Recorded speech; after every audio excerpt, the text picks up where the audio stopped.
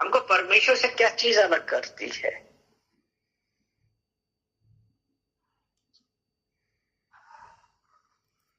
परमेश्वर से हमको अलग करता है पाप। लेकिन उस सब्जेक्ट में आने से पहले मैं कुछ और बातें करता हूं। आज हम ये देखते हैं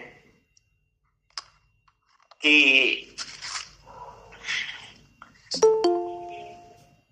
पाप करने के लिए हम क्या क्या कर जाते हैं। ठीक है, पिता परमेश्वर, हम आपका धन्यवाद करते हैं, सारा आदर महिमा हम आपको देते हैं। पिता परमेश्वर, इन वचनों के लिए आज जो यहाँ वचन यहाँ से बोले जाते हैं, पिता परमेश्वर प्रार्थना करते हैं वो प्रत्येक जन को छूने वाले बने। पिता परमेश्वर, उसके अनुसार पिता परमेश्वर हमारे जीवन में कार्य हो, हम धन्यवाद करते हैं। कहते हैं पिता परमेश्वर आप पढ़े और हम घटे। हालेलुया। अगर हम नीति वचन बुक ऑफ प्रोवर्ब उसका 21 अध्याय और उसका 6 वचन पढ़ेंगे। नीति वचन 21 और उसका 6। जो धन झूठ के द्वारा प्राप्त हो वह वायु से उड़ जाने वाला कोहरा है, उसके ढूंढने वाले मृत्यु को ही ढूंढते हैं। जो धन झूठ के द्वारा प्राप्त हो, यानी कि क्या हम उसे रईस हो जाएंगे? क्योंकि झूठ बोल के हमको धन मिल रहा है, 2 दिन हम खुश हो लेंगे। तो ये क्या कहता है कि जो धन झूठ के द्वारा प्राप्त हो वो क्या है? वायु से उड़ जाने वाला कोहरा है। यानी कि कोहरा कैसा होता है? हैं? काला डार्कनेस लाता। कोहरे में हमको कुछ दिखाई पड़ता है? आप ड्राइव कर रहे हैं, अगर घना कोहरा है किसको दिखाई पड़ेगा? तो वो ये है कि जो झूठ से प्राप्त करता है उसने क्या किया? हमारी आंखों के आगे पर्दा डाल दिया, वायु से उड़ जाएगा।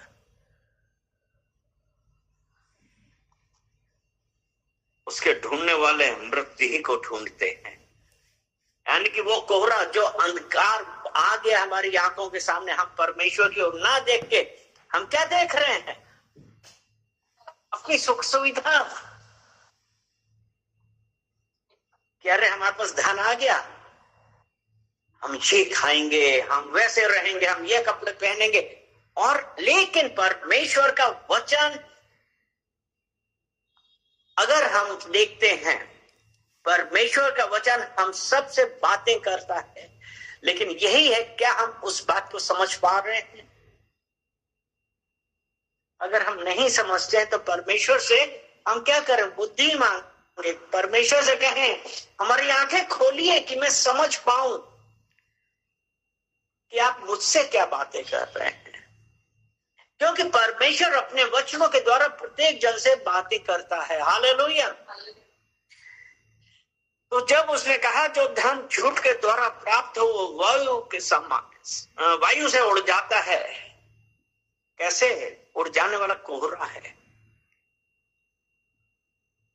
यानी कि आपको विश्वास से परे कर रहा है। हम लोग पैसा को देख रहे हैं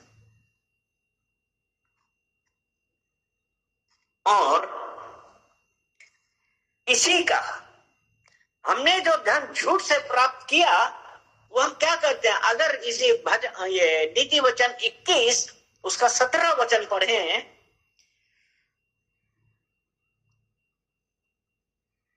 जो राग रंग से प्रीति रखता है वह कंगाल हो जाता है। जो राग रंग से प्रीति रखता है वो कंगाल हो जाता है। और जो दाख मधु पीने और तेल लगाने से प्रीति रखता है वह धनी नहीं हो सकता। क्या हुआ? ये जो झूठ से प्राप्त किया वायु से उड़ गया कोहरे के समान। और उसके बाद राग रंग से प्रीति रखता है वह कंगाल हो जाता है। मेरे ख्याल से अगर आज की तारीख में हम देखें तब देखेंगे, अरे कितनी बार कहते हैं अरे देखो वो कितने रईस से, लेकिन शराब में सब उजाड़ दिया, जुए ने सब खत्म कर दिया। और मैं सच बतलाता हूं, एक हमारे पहचान वाले हैं, आज भी हैं,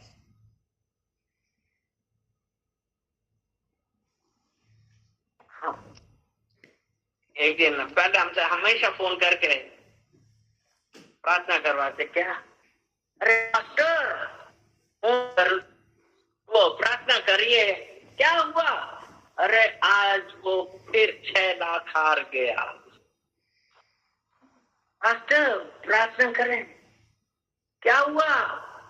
मास्टर आज वो 2 लाख हार गया। एक बार फोन किया, पास्टर 15 दिन में वो 1 करोड़ हार गया। क्यों? वो धन झूठ से प्राप्त करते, वो बहुत बड़ा बिजनेसमैन है, बॉम्बे में उसके 5-6 मकान, गोवा में उसका मकान, लेकिन राग रंग से प्रीति रखना मतलब जुआ खेलना, क्लब में जाके, होटल्स में जाके दारू पीना। तो जो राग रंग से प्रीति रखता है वह कंगाल हो जाता है, और जो दाख मधु पीने और तेल लगाने से प्रीति रखता है वो धनी नहीं होता। हम लोग आज ये सोचते हैं कि पैसा कमा लो, लेकिन आपने किस ढंग से पैसा कमाया है? सबसे बड़ी बात ये है, क्योंकि परमेश्वर जो हमको पैसा देता है उसके साथ तो कुछ दुख नहीं देता है, लेकिन जब हम ऐसे पैसा कमाते हैं कंगाल हो जाते हैं। हमने तो बहुतों को देखा है कि उनके साथ क्या हुआ।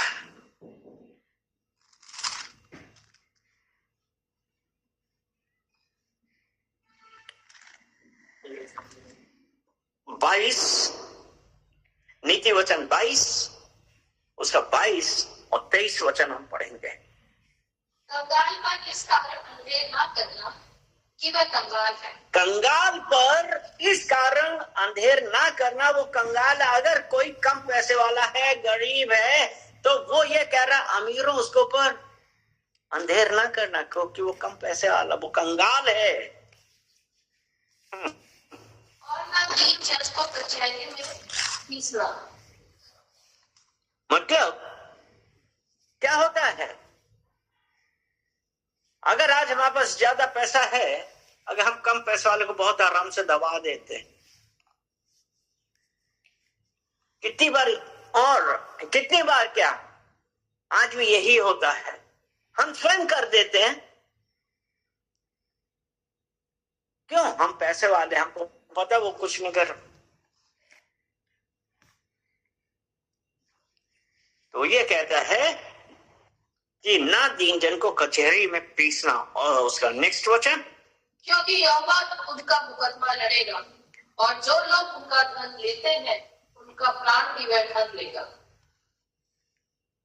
यानी कि यह मुकदमा कौन लड़ेगा?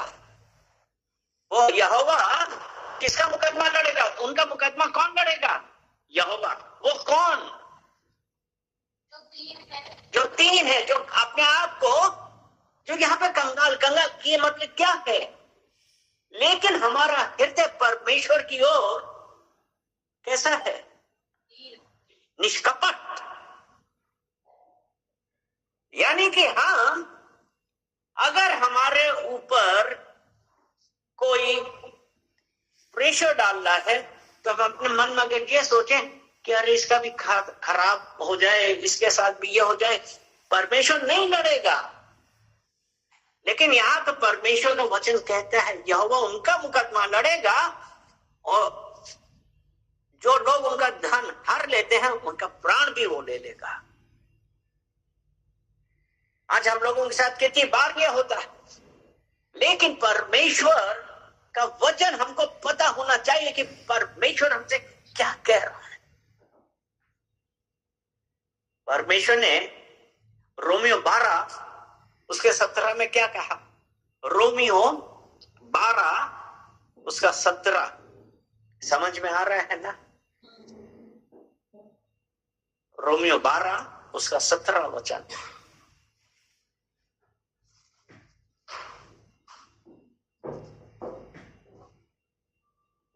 बुराई के बदले किसी से बुराई ना करो। बुराई के बदले किसी से बुराई ना करो। जो बातें सब लोगों के निकट भली हैं, जो बातें सब लोगों के निकट भली है वही किया करो, की चिंता किया करो। उसकी चिंता करो। नेक्स्ट वचन। जहाँ तक हो सके तुम भरसक सब मनुष्यता के साथ मेल मिलाप रखो। उसके साथ मेल मिलाप रखो। हे प्रियो, बदला न लेना, बदला ना लेना, परमेश्वर के क्रोध को अवसर। हाँ, परमेश्वर के क्रोध को अवसर दो। क्या मतलब हुआ? परमेश्वर ये कह रहा है कि बदला ना लेना, परमेश्वर के क्रोध को अवसर दो। अर्थात क्योंकि लिखा है, हाँ बदला लेना मेरा काम है। हाँ, इससे पहले क्या? मैं बदला। हाँ, तो उसने क्या कहा? अवसर क्या था वो? पढ़ो फिर से। हे प्रियो, बदला न लेना, हाँ। तुम परमेश्वर के क्रोध को अवसर। परमेश्वर के क्रोध को अवसर दो। और हमने नीति वचन में क्या पढ़ा? कि यहोवा उनका मुकदमा लड़ेगा। यानी कि अगर हम स्वयं क्रोधित हो गए, उससे बदला लेने की कोशिश करने लगे, तो परमेश्वर हमारा मुकदमा क्यों लड़ेगा? क्योंकि हमने तो यहीं पे संभाल लिया। चाहे हम हार गए, लेकिन वो परमेश्वर ने ये कहा है बदला ना लेना। उसके आगे कहा परमेश्वर के क्रोध को अवसर दो। हम लोग नहीं दे पाते हैं, खुद ही लड़ जाओ। उसने एक गाली दी, हम 6 गाली बकेंगे। अगर हम नहीं मार पा रहे, हम अपने साथ 4 साथियों को लेके जाएंगे। परमेश्वर आपके साथ नहीं है। और जब हमने ये किया तो हमारे साथ क्या हुआ? हम किया, परमेश्वर को अवसर नहीं दिया। परमेश्वर का अवसर नहीं किया, लेकिन हमने क्या किया? पाप किया। करके चले आए। और हमने पाप किया। और जब हम पाप करते हैं तो हमारे साथ क्या होता है? जब हम पाप करते हैं तो क्या है? यशाया 59 उसका 2 वचन। यशाया 59 वर्स 2। परंतु तुम्हारे अधर्म के कामों के तुमको तुम्हारे परमेश्वर से अलग कर दिया। तुम्हारे अधर्म के कामों ने तुम्हें तुम्हारे परमेश्वर से अलग कर दिया। यानी कि परमेश्वर कह रहा है कि बदला ना लो, बदला लेना मेरा काम है, लेकिन हम क्या कर रहे हैं?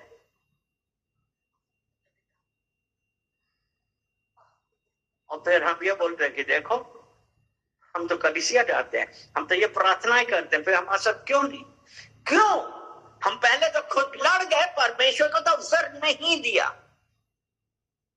तो वो परमेश्वर का वचन कहता है कि तुम्हारे अधर्म के कामों ने तुमको तुम्हारे परमेश्वर से अलग कर दिया। तुम्हारे परमेश्वर से मतलब जो हमारा परमेश्वर है, सीधी सी बात है, हम प्रार्थना करते हैं परमेश्वर आपकी मर्जी हमारे जीवन में होए, लेकिन हम पहले अपनी मर्जी पूरी करना चाहते हैं। जब हम हार जाते हैं तब कहते हैं परमेश्वर आपकी मर्जी। लेकिन हमारे अधर्म के कामों ने हमको परमेश्वर से अलग कर दिया। दिया। आगे क्या था 59 का 2 पूरा पढ़। और तुम्हारे पापों के कारण उसका मुंह तुमसे ऐसा छिपा है कि वह नहीं सुनता। मतलब अधर्म और पाप, तो उसने क्या किया? तुम्हारे पापों ने क्या किया? परमेश्वर ने अपना मुंह छिपा दिया। और आगे क्या था? वो नहीं सुनता है।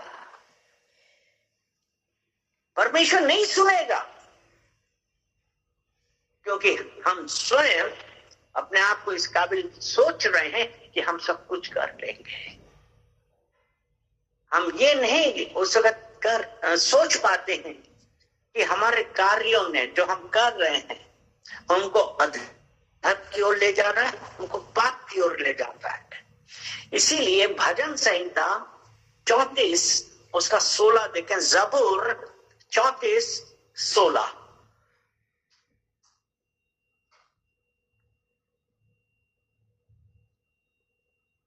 यहोवा बुराई करने वालों के विमुख रहता है।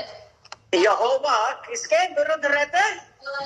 बुराई करने वालों को। यानी कि अगर हम बुराई कर रहे हैं, पाप कर रहे हैं, तो यहोवा ऐसे लोगों के विरुद्ध रहता है ताकि मिटा डाले। वो परमेश्वर ऐसे लोगों के विरुद्ध रहता है।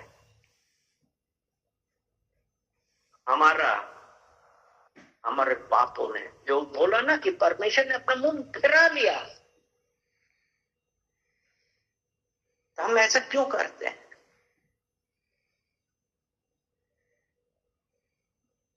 पाप जो है वो हमको परमेश्वर से दूर करता है।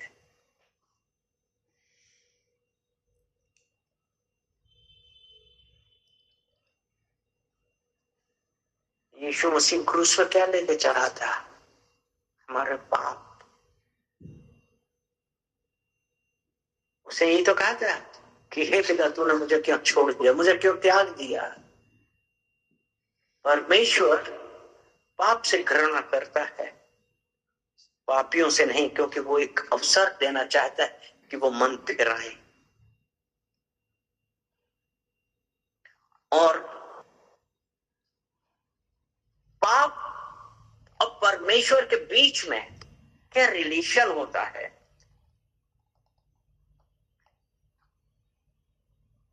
अगर हम रोमियो 3 उसका 23 वचन पढ़े,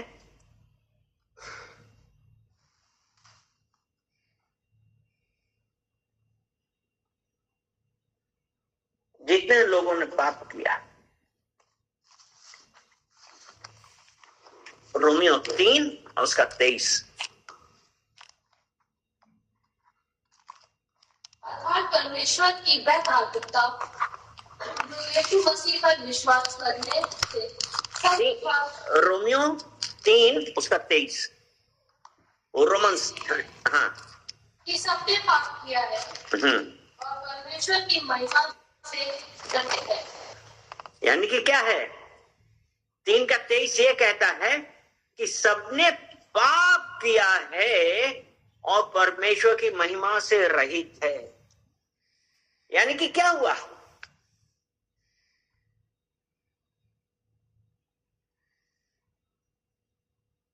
इस वचन में हम सब क्या बता रहा है कि हमने क्या किया? हम परमेश्वर के आज्ञाओं के विरोध में हम गए, इसीलिए तो हमारा क्रोधित होना, चोरी करना, झूठ बोलना वो है कि सबने पाप किया, वो परमेश्वर की महिमा रहित हो गए, कि महिमा से रहित हैं। तो जो पापी हैं, जो पाप कर रहे हैं, उनके साथ परमेश्वर नहीं है। और दूसरा ये है कि जब हम परमेश्वर से दूर होते हैं, इस पाप की वजह से जब हम परमेश्वर से दूर होते हैं, हमको तब मृत्यु का अनुभव होता है। यानी कि परमेश्वर से दूर होना, अनंत जीवन से दूर होना, वो हमको मृत्यु का अनुभव कराता है। रोमियो 6 उसका 23 वचन हम देखेंगे। रोमन 6 उसका 23। क्योंकि पाप की मजदूरी तो मृत्यु है, पाप की मजदूरी तो मृत्यु है, परंतु परमेश्वर का वरदान हमारे प्रभु यीशु मसीह में अनंत जीवन है। पाप की मजदूरी क्या है? मृत्यु है। और अभी इफिसियों 2 उसका 1 पढ़ेंगे।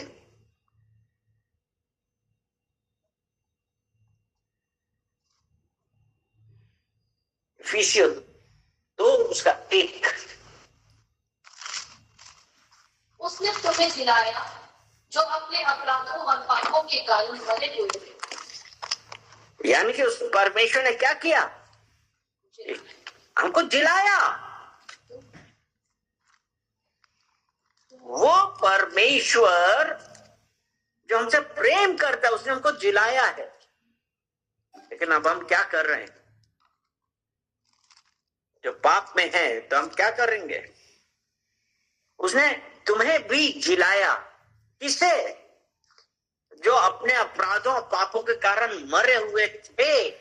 यानी कि जब हमने यीशु मसीह को स्वीकार किया, और 6:23 में, रोमियो 6:23 में हमने ये पढ़ा था ना, क्योंकि पाप की मजदूरी मृत्यु है।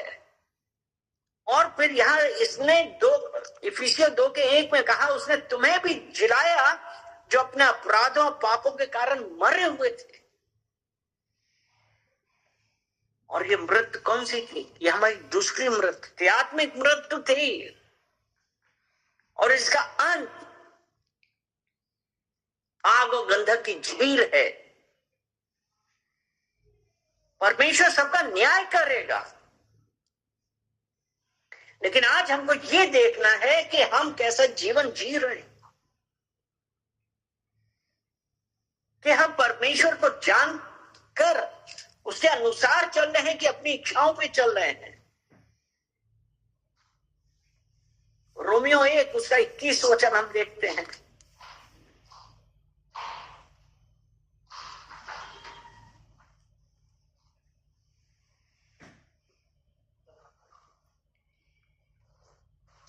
इस कारण की परमेश्वर को जानने पर भी उन्होंने परमेश्वर के योग्य बढ़ाई और धन्यवाद न किया। यानी कि क्या था यहाँ पे?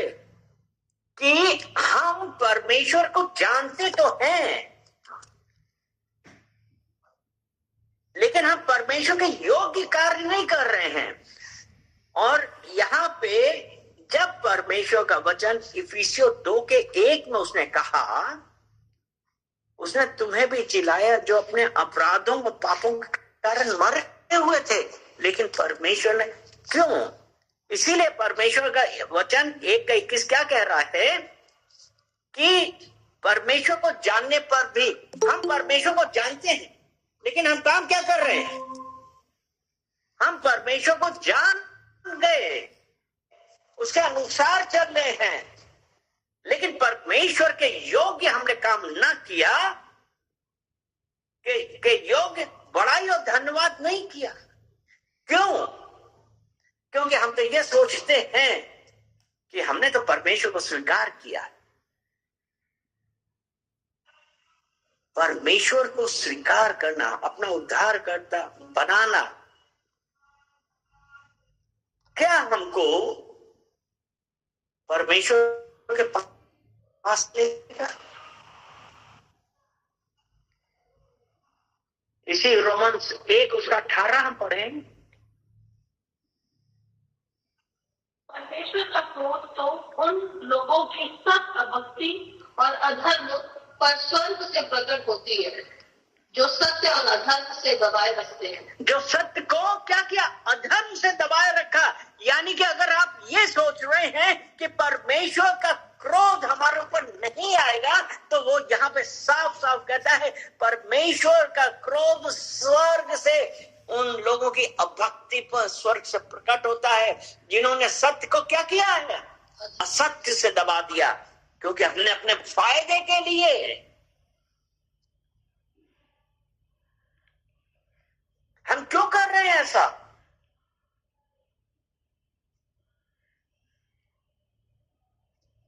हम कभी ये सोचते नहीं है, क्योंकि हमको यही जीवन में लगता है सब ऐश कर लो।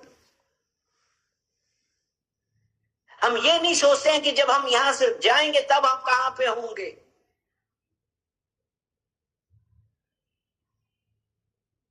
जरूरत इस बात की है हम ये देखें कि आज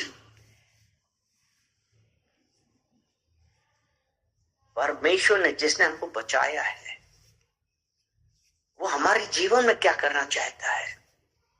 हम तो इस बात से क्या खुश हो गए कि हमको अनंत जीवन मिल गया, लेकिन परमेश्वर का वचन साफ साफ कहता है, परमेश्वर का क्रोध तो स्वर्ग से उन लोगों की सब अधर्म पर पड़ता है जिन्होंने सत्य को अधर्म से दबाए रखा है। यानी कि आपकी भक्ति कोई काम की नहीं है, आपकी ये वाली झूठी धार्मिकता कोई काम की नहीं है, क्योंकि हम तो अपने फायदे के लिए करने के लिए सोचते हैं। आज हम में से कितने लोग हैं, हम यही करते हैं कि परमेश्वर को जानते हैं, लेकिन हम काम क्या कर रहे हैं, बेईमानी का।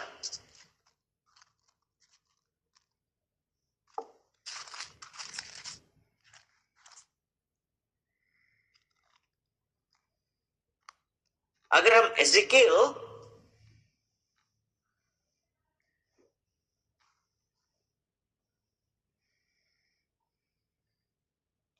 33 अध्याय उसका 12 वचन हम पढ़ें,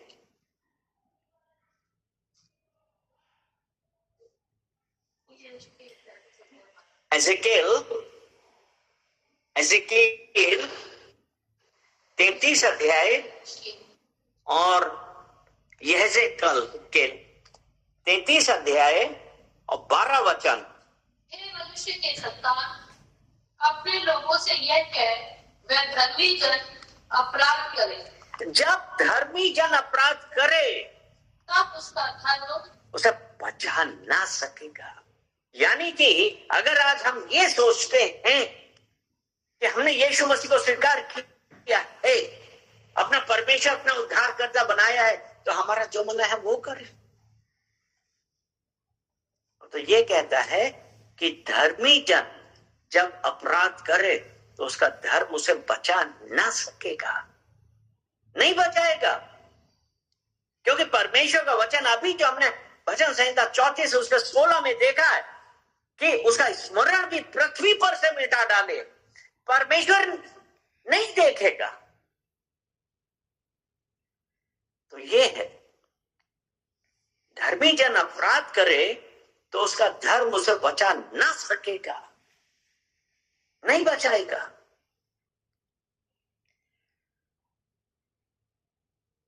क्योंकि 11 वचन और 11 वचन हम देखते हैं,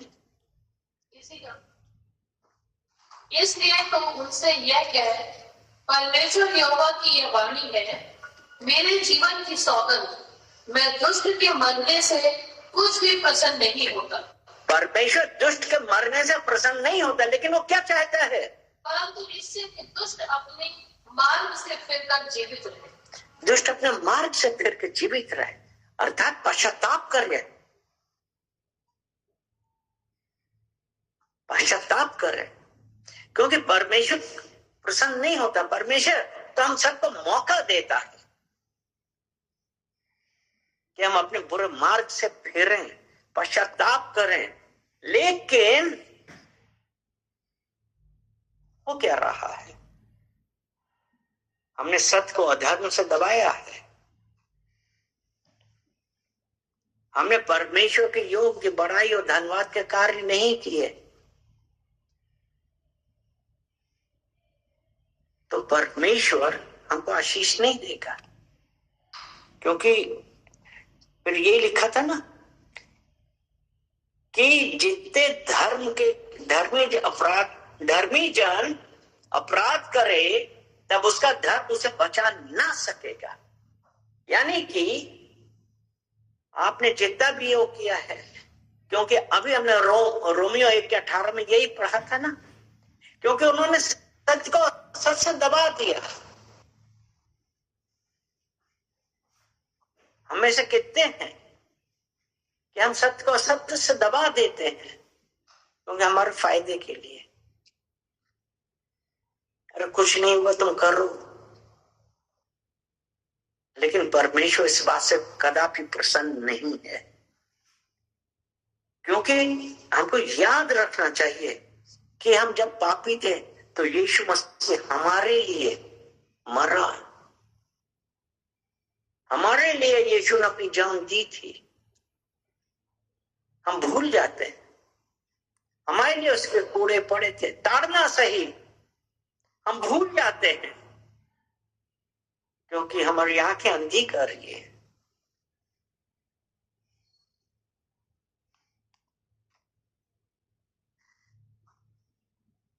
और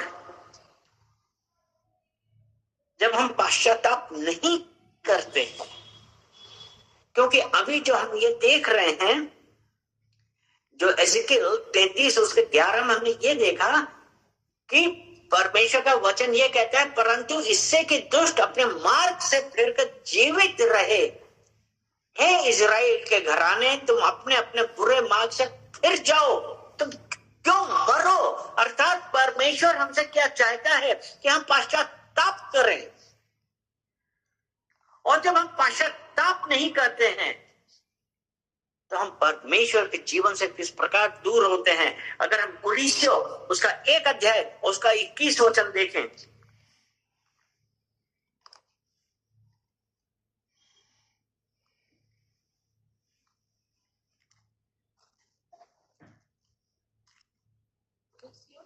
वन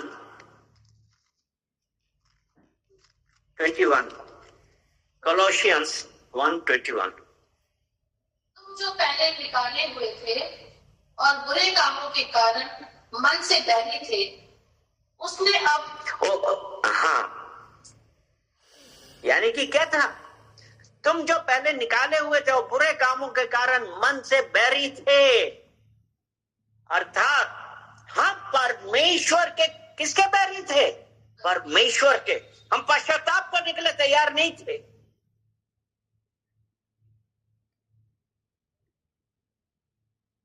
तो ये है कि जब हम मन से बैरी थे तो हम परमेश्वर से दूर थे। और अभी अपने एज़ेकिएल 33 के 11 में क्या पढ़ा था कि इजराइल के घराने पश्चाताप करो। लेकिन हम तो बैरी हैं, निकाले हुए तो बुरे कामों के कारण मन से बैरी थे। ये हमको परमेश्वर से दूर करता है, और ये पाप है हमको परमेश्वर से दूर करता है। लेकिन एक अच्छी बात है, वो बात क्या है?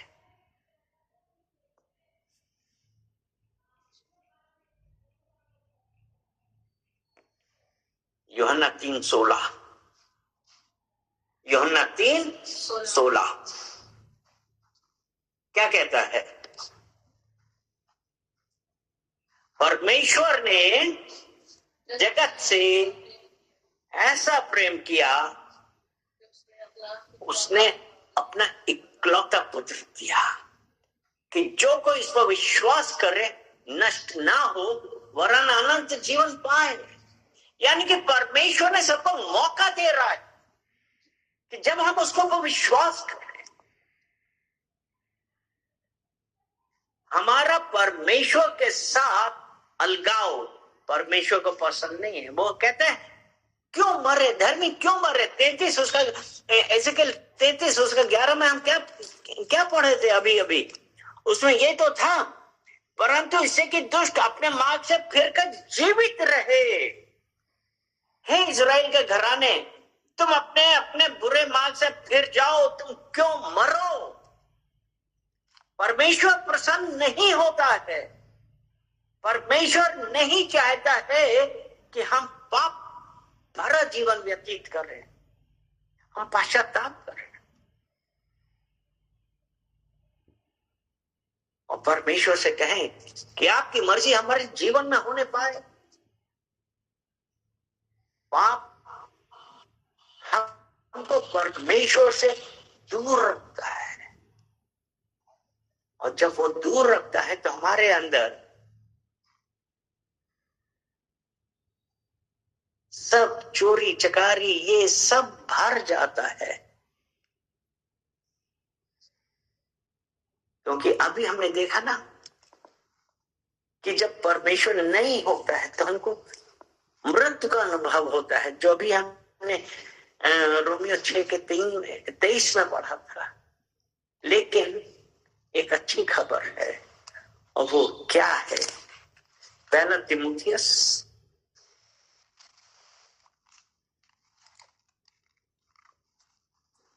और उसका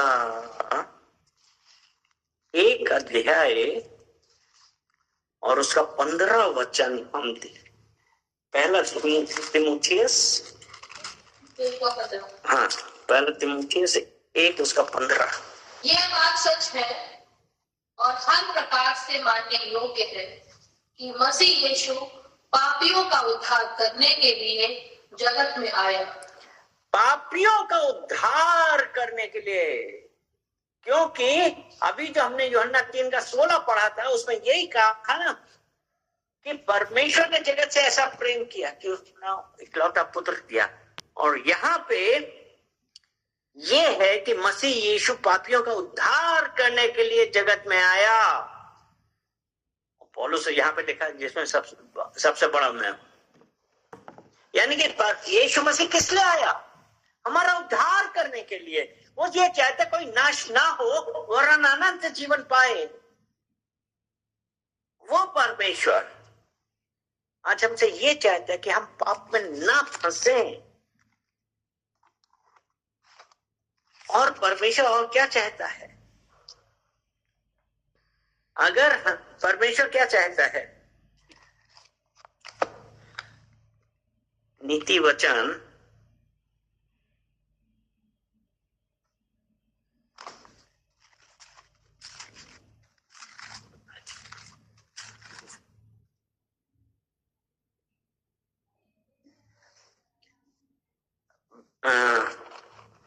20 उसका 27।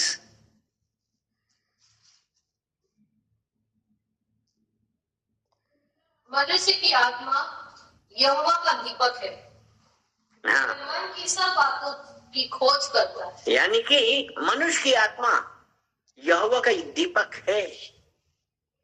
यानी कि हमने जब यीशु मसीह को स्वीकार किया था तब हमने क्या कहा था? हमारे हृदय में आइए।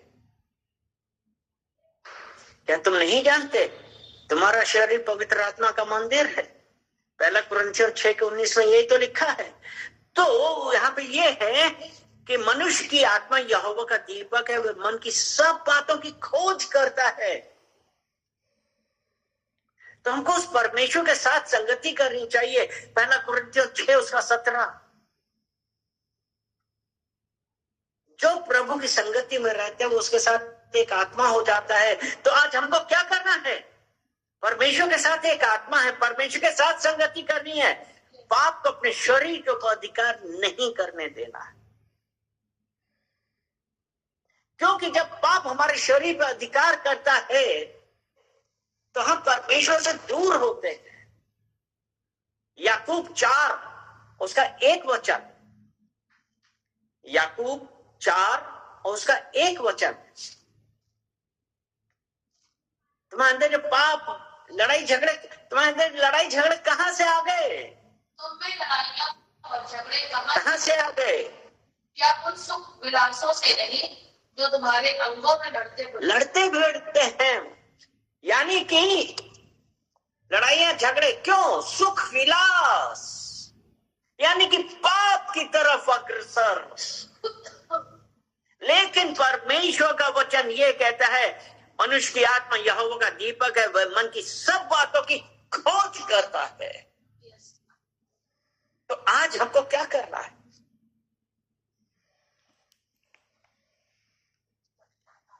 कि हम परमेश्वर को मौका दें, क्योंकि नीति वचन 22 उसका 1 कहता है, बड़े धन से अच्छा नाम अधिक चाहने योग्य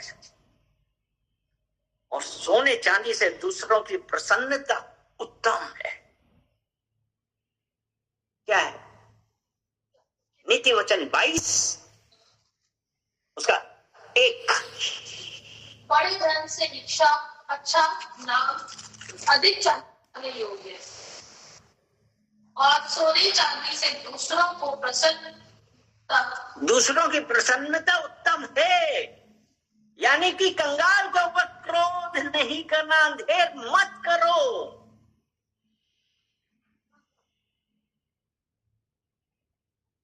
बड़े धन से अच्छा नाम। बहुत धन है लेकिन आपको याद करने वाला कोई नहीं। बड़े धन से अच्छा नाम अधिक चाहने योग्य है और सोने चांदी से दूसरों की प्रसन्नता उत्तम है। क्योंकि हम लोग क्या करते हैं, लेकिन हमारे परमेश्वर ने हमको बदला लेना नहीं सिखाया है। और आज क्या होता है, क्योंकि अगर हम मत्ती 5 और उसका 38 वचन देखते हैं, उसमें ऐसा लिखा, आंख के बदले आंख और दांत के बदले दांत। मत्ती 5 उसका 38।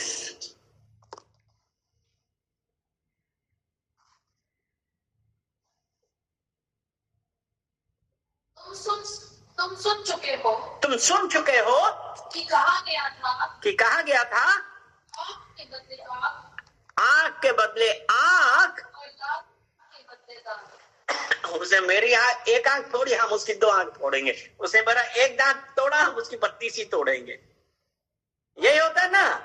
तो जब उसने यहां पे ये लिखा है कि तुम सुन चुके हो,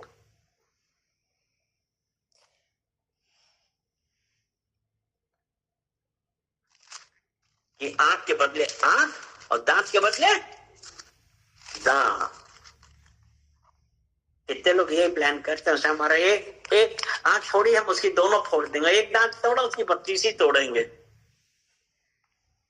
लेकिन यीशु मसीह ने क्या कहा? 39 वचन, परंतु मैं तुमसे यह कहता हूं कि बुरे का सामना ना करना, तो जो कोई तेरे दाहिने गाल पे थप्पड़ मारे उसको दूसरी को फेंक देना। अर्थात परमेश्वर का ये है, माफ करना, बुराई नहीं करना है। आंख के बदले आंख और दांत के बदले दांत वाला मोटो नहीं होना चाहिए। परमेश्वर को ये ध्यान रखना है कि परमेश्वर जो स्वयं हमारे लिए पापी बना, हमारे पाप ले गए, हमारा उद्धार हुआ, तो हमारे अंदर क्या प्रवृत्ति होनी चाहिए? प्रेम की, माफ करने की। ये नहीं है कि दांत के बदले दांत, आंख के बदले आंख। नहीं, परमेश्वर प्रेम है। तो हमको प्रतिशोध नहीं लेना, हमको बदला नहीं लेना है। क्योंकि अभी हमने रोमियो 1:17 में यही कहा था ना, 17-18 में यही तो पढ़ा था कि बदला ना लेना, लेकिन जो बातें उनके लिए अच्छी हैं वो करो ना। रोमियो 12:20 पढ़ा ना।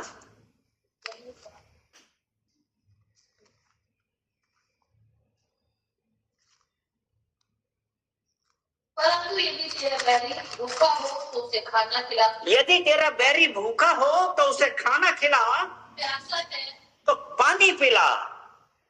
क्योंकि ऐसा करने हाँ, के अंगारों का ढेर लगाए। यानी कि परमेश्वर क्या कह रहा है कि बदला नहीं लो।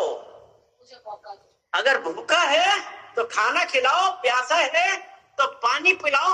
ऐसा करने से उसके सर पर अंगारों का ढेर, वो स्वयं लज्जित हो जाएगा। अगर आपके ऊपर कोई लगातार गाली दे रहा है, आप भड़किए नहीं, बस ये कहिए परमेश्वर तुम्हें आशीष दे। हम क्या कह पाते हैं? बदलिए अपने आप को। परमेश्वर आपके जीवन में बहुत याद लाने वाला। आमीन।